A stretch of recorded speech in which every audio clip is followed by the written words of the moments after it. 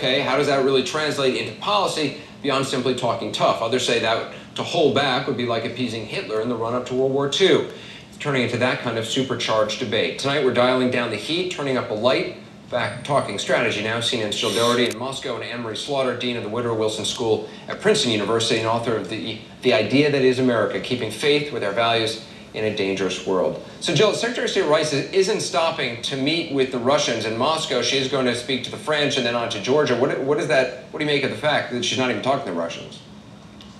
Made it very clear. I guess you could argue that the Americans think there's nothing much to talk about at this point. You know how we feel. And what they want to do is send a signal that they support Saakashvili, the president of Georgia. Anne-Marie, how much leverage does America really have?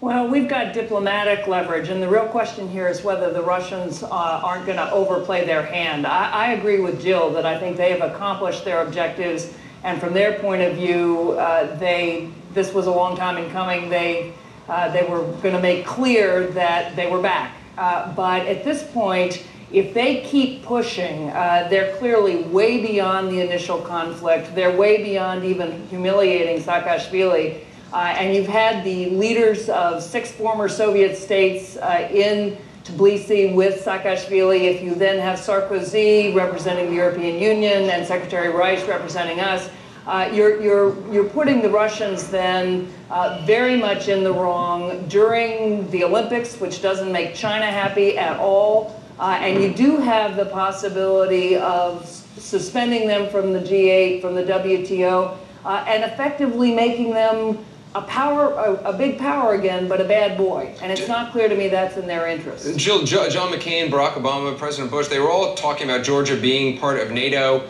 Did America give them sort of a false sense of a commitment that really wasn't there? I don't... You know, you could argue that... Oh, sorry. Jill, go ahead. You could argue that. Sorry. You could argue that because, after all, things were really slowed down, realistically, for their joining NATO. And now, does anybody really think that the United States is going to go to war because they have to defend Georgia because they are members of NATO? It doesn't look that way. So certainly I think the brakes are put on that. Anne-Marie, what's your take?